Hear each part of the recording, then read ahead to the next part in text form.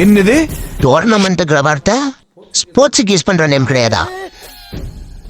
இன்னைக்கு cricket, football, ஒலிம்பிக்கு இந்த மாதிரி எல்லா கேம்லேயும் காமனாக யூஸ் பண்ணுற வேர்டு வந்து டோர்னமெண்ட் அப்படிங்கிற வார்த்தை.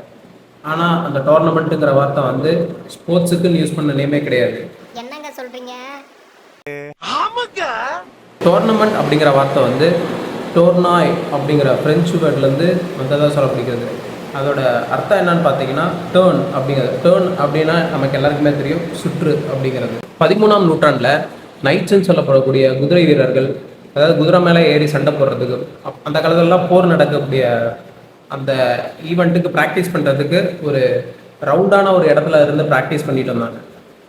அந்த ரவுண்டான இடத்த டேர்ன் சொன்னதாகவும் அந்த ஈவெண்ட்டை வந்து டோர்னமெண்ட் அப்படின்னு சொன்னதாகவும் வந்து சொல்லப்படுது.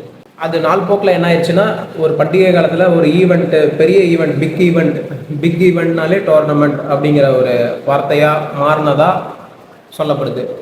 அதே மாதிரி வந்து 17ஆம் நூற்றாண்டு 18ஆம் நூற்றாண்டுகளில் தான் வந்து இந்த கிரிக்கெட்டு, ஃபுட்பால், ஒலிம்பிக் மாதிரி போட்டிகளில் வந்து லீக் சுற்று, நாக் அவுட் சுற்று, இந்த மாதிரி சுற்று அடிப்படையிலான போட்டிகள் வந்து வந்ததாக சொல்லப்படுது. அந்த சுற்று அடிப்படையிலான போட்டி அப்படிங்கிற வார்த்தையும் பிக் ஈவெண்ட் அப்படிங்கிற ஒரு வார்த்தையும் ஒன்றா சேர்றதுனால இந்த வார்த்தை வந்து எல்லா பெரிய ஈவெண்ட் அண்டு சுற்று அடிப்படையிலான போட்டிக்கு வந்து டோர்னமெண்ட் அப்படிங்கிற வார்த்தையை வந்து யூஸ் பண்ணதாகவும் சொல்லப்படுது. இப்படி தான் வந்து டோர்னமெண்ட்டுங்கிற வார்த்தை வந்து ஆரம்பத்தில் வந்து போருக்கு யூஸ் பண்ண ஒரு வார்த்தை ஸ்போர்ட்ஸுக்குள்ளே வந்தது. இந்த வீடியோ வந்து நிறையா டோர்னமெண்ட் விளையாடுற உங்கள் ஃப்ரெண்ட்ஸுக்கு வந்து ஷேர் பண்ணுங்கள். பிடிச்சிருந்தால் லைக் பண்ணுங்கள்.